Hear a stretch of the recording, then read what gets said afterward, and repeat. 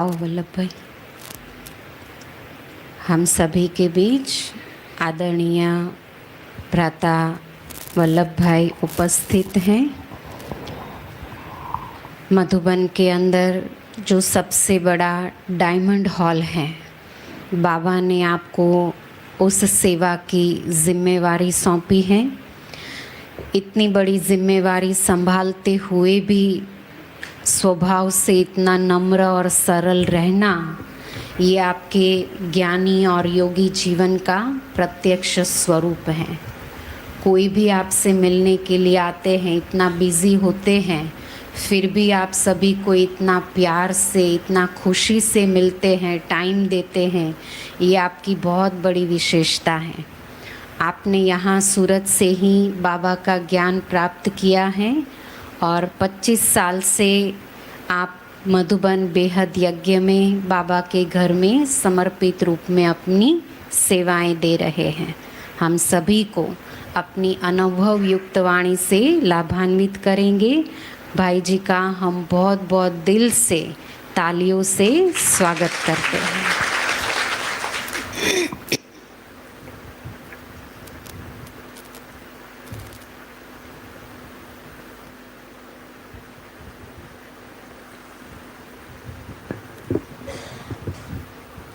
ओम शांति।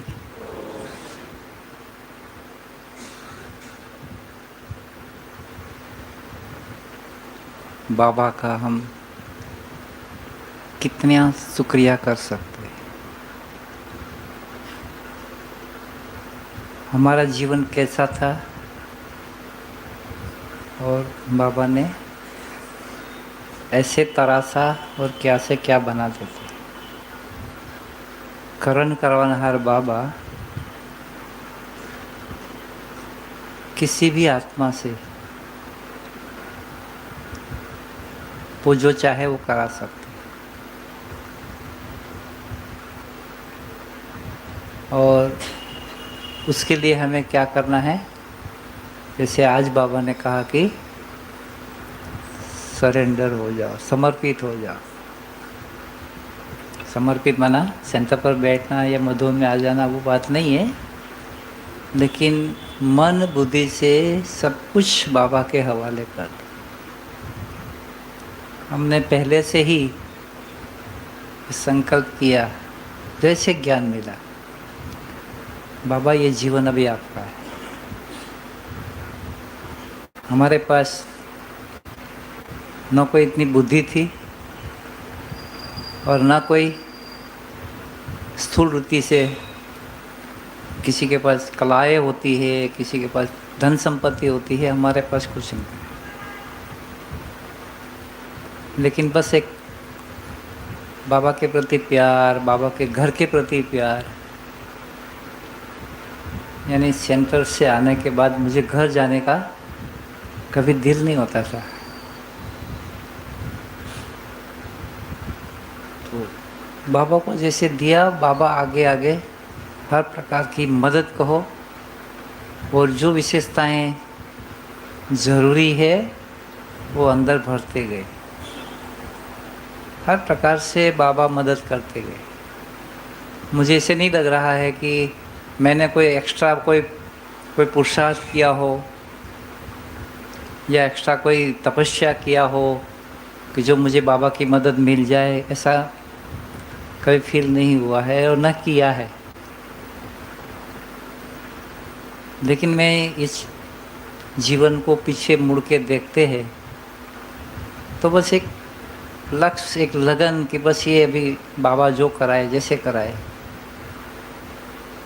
और वंडरफुल अनुभव बाबा करा देता है जो हम सोच भी नहीं सकते हैं, होने वाला भी नहीं है। अभी लेटेस्ट एक अनुभव सुना दूं आपको। 6 तारीख को हमारी वहाँ मीटिंग हुई और अनाउंसमेंट पता तो चल गया था थोड़ा कि मोदी जी आ रहे हैं। अब मुझे तो क्योंकि वो आएंगे तो क्या होगा, मेरी बुद्धि में था। डायमंड हॉल को तोड़ा हुआ है चारों तरफ से, जो अभी लेटेस्ट पे आए हो तो देखा होगा। चारों तरफ सामने सामने टाइल्स लग रही है, पूरा स्टेज खराब था, पूरा कलर उड़ा रहे थे तो पूरा मिट्टी मिट्टी वो पूरा उड़ा हुआ है। और कोई कोना ऐसा नहीं होगा जहाँ धूल मिट्टी खराबी, बाहर आने जाने का रास्ता नहीं, क्योंकि वहाँ भी टाइल्स लगनी है तो पूरा तोड़ा हुआ है। और दिन कितना बचा हुआ है? 3। मेरे साथ वाले दोनों भाई बाहर, कोई ऐसे सेवाधारी नहीं है कि जो मुझे पूरी मदद करे।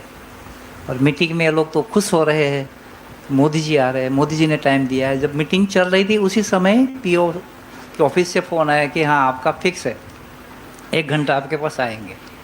वो तो तालियां बजा रहे हैं और मैं ऐसे चुपचाप बैठा हूँ, मन के अंदर को कैसे होगा, ये लोग तो बोल तो रहे हैं, नए स्टेज में नहीं हो सकता है। 5 नंबर में स्टेज बनाया है, उससे आगे बैठ नहीं सकते क्योंकि 60 फुट तो उसके लिए जगह छोड़नी पड़ती है स्टेज के बाद। बहुत मैं तो उलझन में, समझो कैसे होगा, क्या होगा, कैसे करेंगे। लोग तो हाँ तो बोल रहे हैं, कैसे क्यों बुला रहे हैं। मन में ऐसे उधड़ बुन चल रही थी, लेकिन वो तो सब तैयार है, कुछ भी हो जाए। मैं एक शब्द भी नहीं बोल पाया कि अब मैं क्या कर सकता हूँ, मुझे पास कोई हैंड्स नहीं है, मैं क्या करूँ। मैंने देव भाई के सामने देखा, बोले ऐसे। जब मीटिंग पूरी हुई तो मैं तो गया ऐसे ही, मैं क्या होगा कैसे होगा क्या पता। बोले होगा, हो जाएगा। अगर हम ऐसे ही बुलाएंगे तो टेंट में बुलाना है तो नया सब कुछ करना है, खर्चा करना पड़ेगा, वो सब सारी बातें निकली। फाइनल हो गया कि वो आना ही है। कैसे काम होता है, बाबा अपने आप कैसे कराते हैं। सारा स्टेज उठाओ, सारे सोफे नए लगाओ, सारे सफाई करो, धुलाई करो, चारों तरफ रात दिन कोई हैंड्स हो ना हो। लेकिन 3 दिन के अंदर पता ही नहीं चला कि कैसे तैयार हो गया। सब प्रकार से बाबा की मदद, चारों तरफ से लोग कोई मदद भी कर रहे थे। कोई कभी चलता भी था बुद्धि में, कभी कैसे होगा, कोई आ ही नहीं रहा है, कोई कर नहीं रहा है। हम तो सोचता है कि जल्दी कोई मदद करे, लग जाए सब, तो ऐसा हो ही नहीं रहा था। रात में दिन में कैसे भी करके वो 2 दिन पहले तो वहाँ का जो उनके प्रोटेक्शन वाले ग्रुप होते हैं, एसपीजी ग्रुप कहते हैं, उनके आईजी लेवल के लोग होते हैं, आईएएस ऑफिसर भी जैसे होते हैं, वो आकर के बैठ गए। 2 दिन पहले ही पुलिस आकर के बैठ गई। कुछ करना है वो तो सब देखते रहते, कोई इधर से खींचेगा, कोई इधर से खींचेगा, ये काम है, वो करना है, ऐसे करना, वो करना, ये नहीं चाहिए, वो नहीं चाहिए, सारी चीज़ नहीं चाहिए, एक चीज़ भी पुरानी, एक चीज़ यूज़ की हुई नहीं चाहिए, हर चीज़ मंगाओ। और मेरे पास तो कुछ है ही नहीं, कहाँ से मैं मंगाऊँ। और जो चीज़ आई उसमें भी डेट देखते हैं, काफ़ी चीज़ें रिजेक्ट कर दी। तो इतना चल रहा था, एक तरफ सीआईडी ऑफिसर पूछेगा, एक तरफ आपको आईजी ऑफिसर आएगा, दूसरी तरफ से पुलिस वाले आएंगे, कोई चेकिंग करने वाले आएगा। ऐसा कोई हमारा कमरे का, स्टोर का, रूम का कोना नहीं होगा उन लोगों ने नहीं देखा है। अलमारी सहित ताला खोल करके एक एक चीज़, अगर लिक्विड है, चाकू है, मेरे पास तो केक काटने के इतने बड़े बड़े चाकू, सब हटाओ यहाँ से, भगाओ, सब चीज़ जा करके सील मार देते। अब काम कैसे करेंगे, सील मार देंगे। तो कहने का भाव है कि इतना चला, वंडरफुल लगता है कि कैसे हो गया। और इवन वहाँ स्टेज पर पुलिस वालों को भी नहीं रहना है, जब आएंगे ना पुलिस वालों को भी भगा दे, कोई नहीं रहना। तो सेवा बाबा करा देता है, हमें सिर्फ निमित्त बन करके हाजी का पाठ पका कर। और ये बाबा ने हमें पहले से सिखाया है, वैसे नाज ही नहीं, हाजी। हर प्रकार से बाबा के कार्य में तो मदद करता है, लेकिन हमारे लौकिक जीवन में वहाँ भी मदद करता है। अगर हम बाबा के लिए पूरा मन बुद्धि से पूरा कंप्लीट समर्पित है, बुद्धि से बाबा से करते हैं, वंडरफुल बाबा करा देता है। लेकिन उस समय ज़्यादा बुद्धि में संकल्प नहीं चलाना होता है। करण करवार बाबा बैठा है ना, करा देता है। हमें सिर्फ उस पर निश्चय और विश्वास से आगे बढ़ना होता है। कैसे कराएगा, किससे कराएगा, वो वही जानता है। ऐसे एक लौकिक का अनुभव सुना देता हूँ। कोविड के समय कुछ होता है ऐसा जीवन में, और हमारे लौकिक भतीजे थोड़ा सा किसी के संग में आकर के कुछ कर्जा ले करके ज़मीन सारी दे दी, साइन कर दिया। माताजी की उम्र थी, माताजी के नाम से थी और दे दिया। अब 2.5 लाख की जमीन लिया, 2.5 लाख, और हुआ कर्जा कितना? 3 साल में 15 लाख। हमारे पास तो कुछ है ही नहीं, कहाँ से देंगे? कोई देने के लिए तैयार नहीं, कोई मदद करने के लिए तैयार नहीं। मैं जब गया तो अभी थोड़े दिन ही बाकी है, नहीं देंगे तो गई ज़मीन। 50 लाख की ज़मीन 2.5 लाख में जा रही है। बाबा कैसे मदद करेगा? मैंने इधर उधर पूछा, इनको पूछा, इससे मदद मांगा, कहीं से भी कुछ नहीं मिला। लेकिन पता नहीं मेरे को कि मेरा बुद्धि में कुछ चल नहीं रहा था। जैसे क्या होगा, जाएगा तो जाएगा, हम कहाँ लेके आए थे, जो हमारे पास तो पहले था ही नहीं। गया, फिर से नए से खेल शुरू करेंगे। लेकिन 2 दिन 3 दिन पहले हमारे लौकिक कोई आए, बोले मैं आप पर विश्वास कर सकता हूँ, इनको पर विश्वास नहीं कर सकता हूँ। रात में बैठे थे तो एक काम कर सकते हैं, ये जो ज़्यादा ब्याज है ना, इससे कम ब्याज में मैं आपको लोन दिला सकता हूँ। ठीक है। उसने अपने युगल के नाम से लोन लेकर के सुबह में 10 बजे 10 लाख रुपया दे दिए। हो गया अभी और 4 लाख। मैं इधर उधर चक्कर लगा रहा था, कोई मिल जाए, हो जाए काम, वो भी नहीं हुआ। रात को फ़ोन आया कि कोई मामा के रिश्तेदार है, उसने ज़मीन बेचा है, वो दे सकते, थोड़ा सा ज़्यादा देना पड़ेगा भैया। ठीक है, ले लो, ले लिया। सारा काम निपटा, वकील के पास गए, उनको बुलाया, और वकील बोलते ये कैसे हो सकता है, इसने आज तक किसी को ज़मीन वापस नहीं दी। ज़मीन तो मिल गई, अभी इनका ब्याज, अभी उनको देना तो है ना सब कुछ। वंडरफुल है, थोड़ा थोड़ा ब्याज इधर उधर करके भरा, लेकिन अभी 2 साल हो गया, किसी को देना है, कहाँ से देंगे? ये प्रॉपर्टी यहाँ थोड़ी कुछ है, बेचेंगे, वो कुछ नहीं हो रहा है। और एक फ़ोन आया, किसी को ज़मीन लेनी है, ज़मीन लेने के लिए कोई तैयार नहीं। वो बोले ये ज़मीन उनको बाहर लेना था, बोले यहाँ से ले लो, मेरे मामा के बेटे की बेटी है, उनको ज़मीन लेना था 2.5 बीघा, मेरे को 2.5 बीघा दे दो। 12 लाख की ज़मीन हम 8 लाख में उनको हिसाब से 20 लाख रुपया हिसाब करके दे दिया, चुकते हो गया। ज़मीन दे दिया, पैसे चुकते हो गए। आज ज़मीन वैसे की वैसी है, इसमें कुछ नहीं दिया है हमारे पास ही, क्योंकि जब उसने ज़मीन दिया था तो हमारी कुछ ज़मीन उनके अंदर निकल रही थी। तो 2.5 बीघा ज़मीन दिया, 1.25 बीघा ज़मीन हमारे उसके पास निकल रही है। तो कितना देना है अभी? 1.25 बीघा, आधा बीघा, 20 लाख का कर्जा चुकते हो गया, सब कुछ कारोबार हो गया। तो बाबा ने कैसे कराया? कोई बुद्धि नहीं चलने दिया। आज भी सोच रहे कि ऐसे कैसे हो गया, आज भी ऐसे वैसा ही है, कोई फर्क नहीं पड़ा है। तो बाबा वहाँ भी मदद करते। बंडर लगता है कि बाबा क्या नहीं करा सकता। जैसे बाबा चला रहा है, हम चल रहे हैं।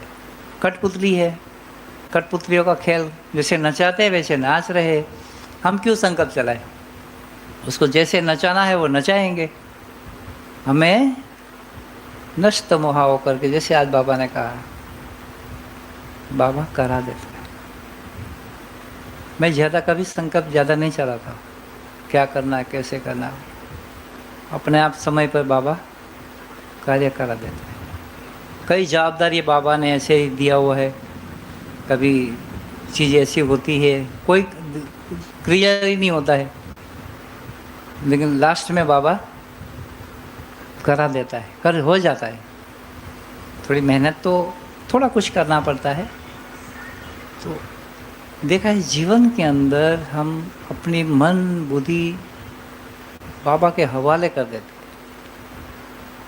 और निश्चिंत निश्चय बुद्धि होकर के चलते रहते हैं।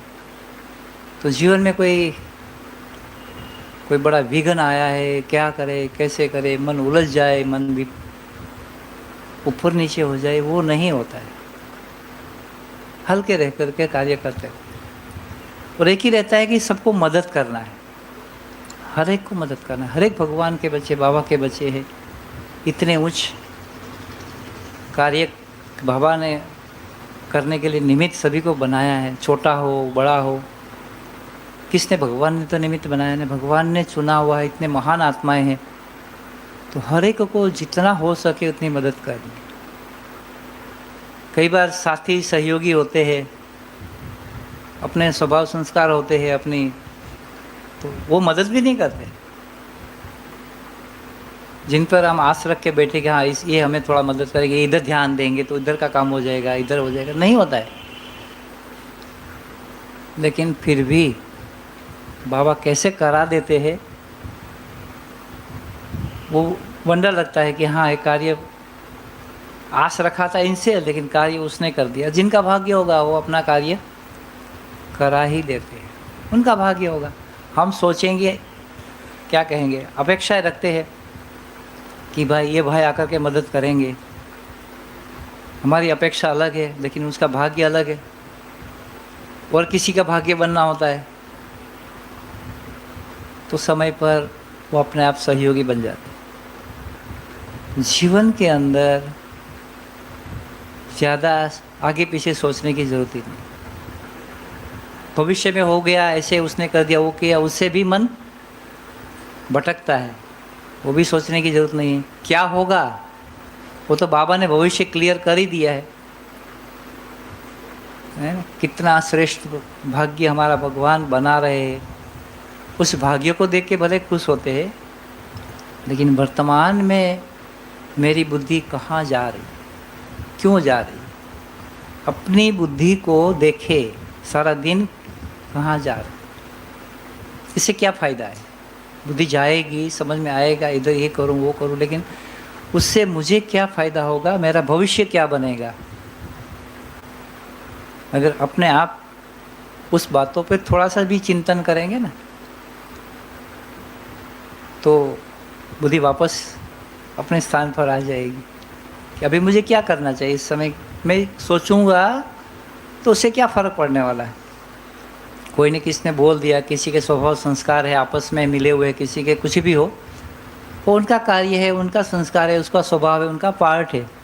मैं सोच के क्या करूँगा? अगर हम नहीं सोचते हैं तो समय पर अपने आप सही हो जाता है, कोई गलत नहीं होता है। अगर मैं चिंतन करूँगा तो मेरी एनर्जी, मेरी शक्ति, मेरी बुद्धि, मेरी स्थिति क्या रहेगी? डिस्टर्ब तो होगी। और जब डिस्टर्ब होगी तो बाबा की मदद कैसे मिलेगी? तो मदद के लिए मन बुद्धि को शांत रख करके बाबा की याद में जैसे हम रखेंगे ना, बहुत मदद मिलेगी। अभी एक हमने वार्ता आई थी, थोड़ा सा पढ़ा था तो मुझे बहुत अच्छा लगा, जो आपसे शेयर करूँगा। कोई गुरुजी है, उनके 2 शिष्य हैं। तो गुरुजी ने दोनों शिष्यों को एक काम दिया, 2 बड़े बड़े बैग दिए और एक में सोने की ईंटें भर के दिया और एक को खाली दिया। इसको बोले कि तेरे सामने जो भी आवे ना उसको आप देते जाओ, और एक के बोले कि आपके पास जो भी आवे ना, जो अच्छी आपको लगे ना, उसमें भरते जाओ। और एक गंतव्य स्थान दिया कि यहाँ तक आपको पहुँचना है। क्या हुआ होगा? वो देता गया तो उसको तो आशीर्वाद मिलती गई, लास्ट में वो खाली हो गया। लेकिन जो दूसरा था वो भरता गया, तो उनके पास तो भरपूर हो गया, थैला भर गया, बैग भर गया। फिर क्या हुआ? उस स्थान पर नहीं पहुंच पाया, जो उसको लक्ष्य दिया था वो लक्ष्य तक नहीं पहुंच पाए। तो कहने का भाव है कि लेने से बोझ बढ़ेगा, देने से हल्के हो जाएंगे। तो जो हमारा लक्ष्य है उस लक्ष्य तक हम अच्छी तरह पहुंच जाएंगे। इसलिए जो भी मेरे पास है, चाहे विशेषता है, चाहे मेरे जो भी चीज़ें भगवान ने दिया हुआ है, वो देने के लिए दिया है। हम सब जानते हैं कि पेड़ पौधे जो भी है, जो भी देते हैं उनको क्या कहते हैं? देवता है। सूर्य देता है, जो भी देते हैं, नदियाँ देती है, तो उनको देवताओं की इसे पूजा करते हैं। तो हमें देना है, ऐसे नहीं रखना है। जो भी हमारे पास है, जितना भी है, हमें दूसरों को देना है। देने के लिए भगवान ने दिया है, और देते हैं वो भरपूर अपने आप हो जाती है। इसलिए अगर जीवन में भरपूरता चाहिए तो देते चलो। और हमने देखा है जिनकी भावनाएं देने की होती है, दूसरों की सेवा करनी होती है, दूसरों की पालना करने की होती है ना, वो भरपूर होते हैं। उनके पास साथ में कुछ भी नहीं है, लेकिन वो अंदर से भरपूर रहते हैं। तो जीवन के अंदर बस देना है, देना है, देना है और देना है। और अंदर से एक अपने आप को खुद की हम चेकिंग करते रहे कि अभी मेरे अंदर और क्या कमी है, मेरे कौन से ऐसे संस्कार है जो मेरे आगे बढ़ने के अंदर विघ्न रूप है। क्योंकि हर एक के अंदर बहुत बाबा ने अच्छी विशेषताएं भी दी है, लेकिन हमारे कई जन्मों के कारण हमारे अंदर कोई ऐसे हमारे संस्कार है जो हमें आगे बढ़ने नहीं देते, वो पीछे खींचते रहते हैं। तो उसको हम कैसे उसको पार करें? क्योंकि हर एक के अपने अपने अलग अलग है। कोई एक पर्टिकुलर नहीं कह सकते कि हाँ इनके अंदर यही संस्कार है, इसके कारण ये हो रहा है। लेकिन जब खुद को देखेंगे कि मेरे कौन से संस्कार है जो मुझे जहाँ मेरा लक्ष्य है, जो मुझे प्राप्त करना चाहे, जो बाबा हमें अनुभव कराना चाहते हैं, हम नहीं कर पा रहे हैं, तो ये कोई संस्कार जो हमारे है, कोई स्वभाव हमारा है, या कोई हमारे पूर्व जन्म के कर्म है जो हमें खींच रहा है, हमें पीछे आगे बढ़ने नहीं दे रहा है, तो उसको हमें कैसे पार करना है। अब खुद के संस्कार पर सोचेंगे ना, तभी हम उनको पार कर सकते हैं। दूसरों के अनुभव, दूसरों की देख कर के हमें प्रेरणाएं ज़रूर मिलती है कि हाँ उसने ऐसा किया तो हो जाएगा हमारा, लेकिन हमारे संस्कार हमने जैसे क्रिएट किए हैं उसको हमें ही उसको ठीक करना होगा। तो रोज़ जो बाबा मुरली में पॉइंट सुनाते हैं, रोज़ की पॉइंट्स लेकर के उस आधार पर हमारे जो संस्कार है उस पर अगर हम काम करेंगे तो वो संस्कार धीरे धीरे परिवर्तन होते जाए। और ये करना ही पड़ेगा, क्योंकि अभी समय ऐसा आएगा अगर हम नहीं करेंगे तो हमें जो लक्ष्य रखा है, जो बाबा हमसे अनुभव कराना चाहते हैं, हम नहीं करा पाएंगे। और समय तो बहुत नाजुक परिस्थितियों में चल रहा है। अचानक किसी का क्या हो जाए कह नहीं सकते। कहाँ भी कभी भी किसी के कोई भी कैसी परीक्षा भी आ जाए, कोई शरीर की बीमारी सब कहो या कोई भी परिस्थितियाँ ऐसी हो जाए तो हम कह नहीं सकते। इसलिए हर घड़ी अंतिम घड़ी समझ करके उससे हमें पार करने के लिए हमें तैयार रहना है। जब अंतिम घड़ी होगी तो क्या करना है, पहले से ही बाबा को साथ रखेंगे ना कि हाँ बड़ी परीक्षा आने वाली है, ये तो अभी कुछ नहीं है, और बड़ी परीक्षा आने वाली है। तो अभी हम तो इतना पावरफुल है ही नहीं, कमज़ोर है ऐसे समझो। तो बाबा को तो साथ रखना ही पड़ेगा। तो हर पल जितना हम बाबा को साथ रह कर के कार्य करते हैं तो ऑटोमेटिक बाबा की मदद मिलती है। उस मदद के आधार पर हम आगे पे आगे बढ़ते जा रहे हैं। और बाबा हम जितना बाबा के साथ पूरा दिल से ये सरेंडर कहो, नष्ट मोहा कहो, जो भी कहो, वो करके बाबा की याद में रहेंगे तो बाबा अपने आप अपना कार्य करा देते हैं। बड़े से बड़ा कार्य हो, बड़े से बड़ी परीक्षाएं हो, बड़े से बड़ी परिस्थितियां हो, वो सामान्य हो जाती है। और हमने देखा कि हमारे व्यवहार का बहुत बड़ा असर होता है। अभी जब मोदी जी आए तो एक एसपी जी थे, और बहुत वो तो क्या अपने आप स्ट्रिक्ट भी होते हैं। देखिए हमें बोलते जा रहे थे कि देखो ये धार्मिक संस्था है ना, तो हम ज़्यादा स्ट्रिक्ट नहीं होते, हम आपने बुलाया है इसलिए वो आ रहे हैं, आप जो कहेंगे वैसा करेंगे। लेकिन एक भी कार्य ऐसा नहीं था जो हम कहे वो करे, वो अपना ही कार्य करा रहे थे। जो उसका प्रोटोकॉल है उससे ज़रा भी इधर उधर नहीं कर रहे थे।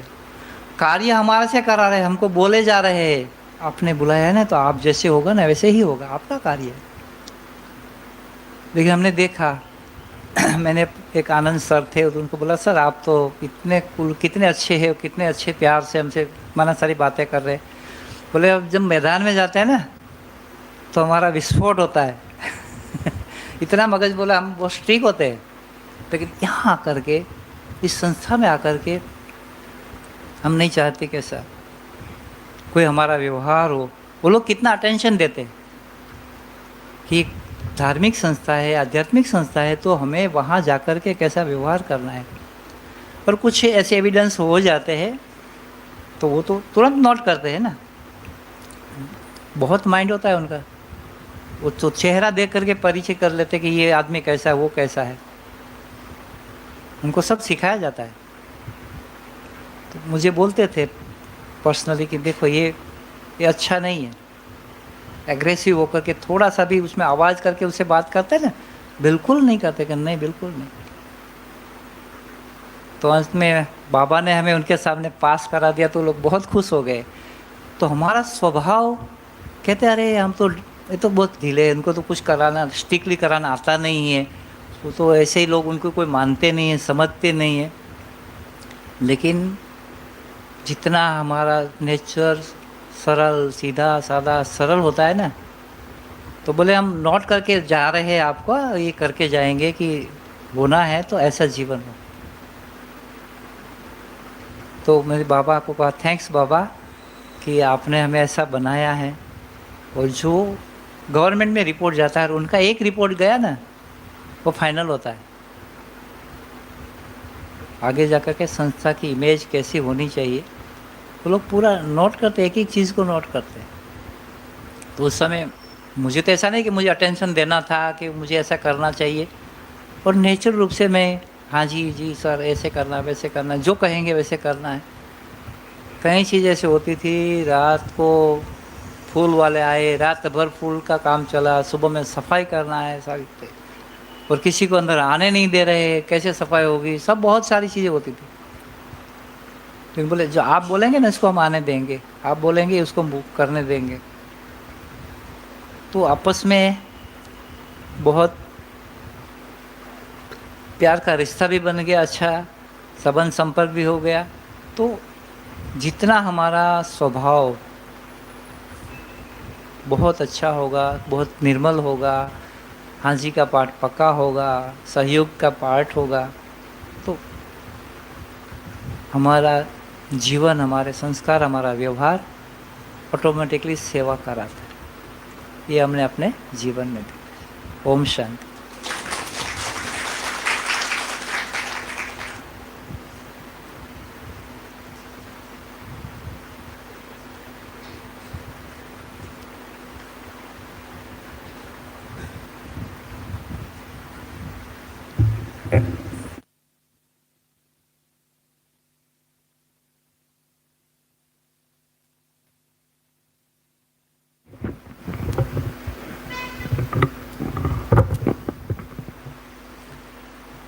ओम शांति।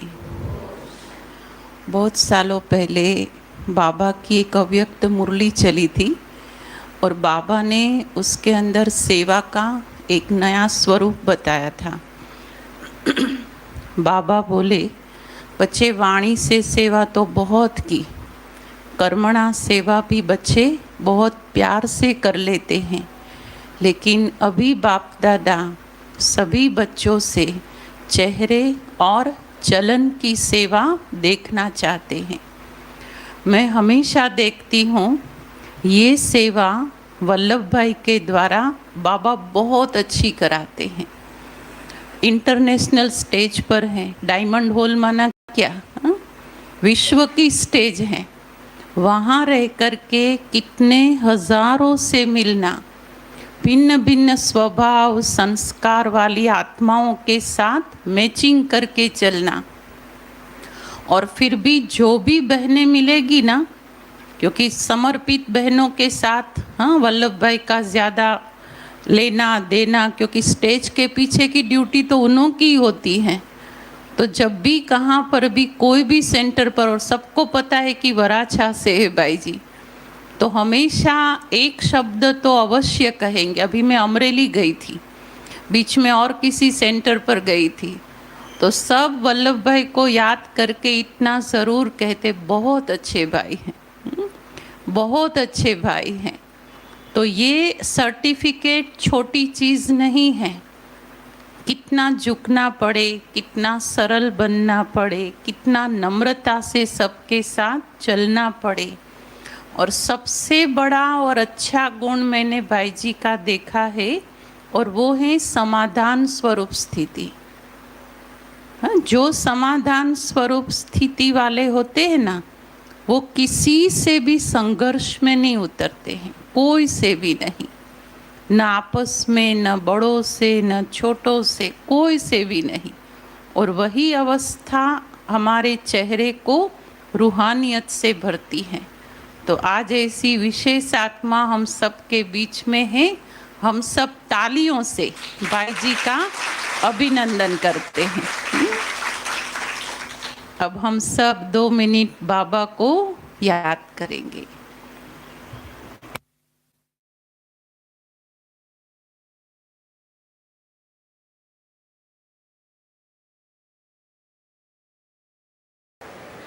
हाथ उठाने में तो होशियार नहीं, बाप दादा खुश है, खुश है।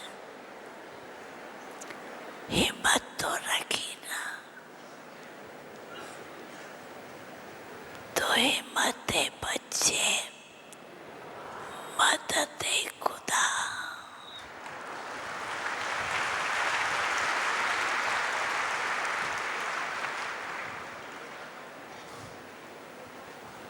जरूर मदद मिलेगी, सिर्फ इच्छा रखो बस।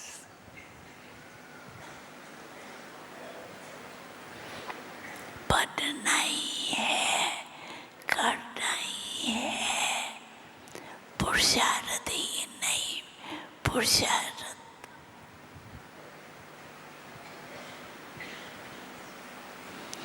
बाप दादा खुश होते हैं। कोई कोई बच्चा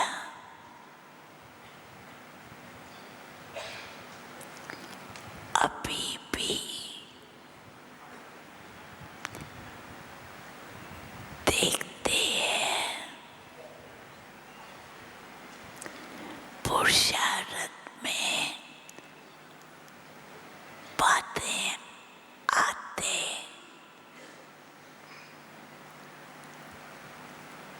थोड़ा कमजोर बन जाते,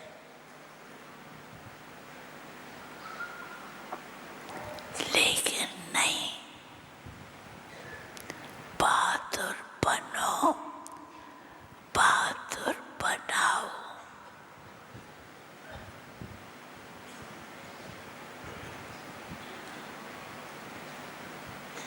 कम से कम जो रेगुलर आने वाले हैं,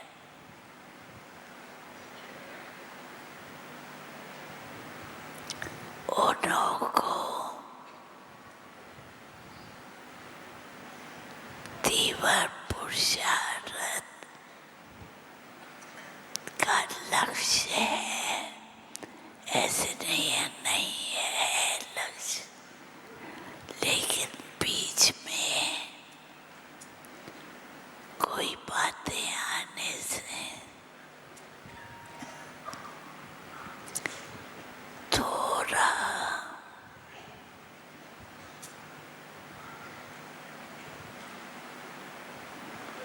पुरुषार्थ की बातें सुन